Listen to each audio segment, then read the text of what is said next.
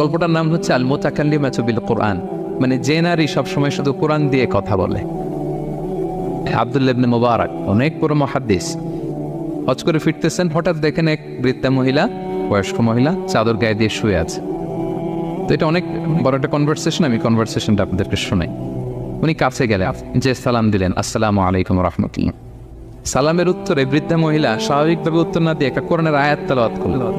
তিনি তেলাওয়াত করলেন, সালামুন কাওলাম মিনার রাব্বির রাহিম, মানে দয়াময় প্রতিপালক আল্লাহর পক্ষ থেকে তোমার প্রতিও সালাম। এটা একটা কোরআনের আয়াত, কিন্তু এটা দিয়ে উত্তর হয়ে যায় সালামের। কি বলেন? আচ্ছা গেল। এবার আব্দুল্লাহ ইবনে মুবারক জিজ্ঞেস করলেন, মাযা তাসনাঈনা ফি হাযাল মাকান, এখানে কি করেন আপনি, কি করতেছেন একা একা? এই প্রশ্নের উত্তরেও ভদ্রমহিলা একটা কোরআনের আয়াত তেলাওয়াত করে দিলেন। উনি তেলাওয়াত করলেন, ওয়ামাই ইউদ্লিল ফালা হাদিয়া লাহ, মানে আল্লাহ যার পথ ভুলায় দেয় তার পথ দেখানোর কেউ নেই।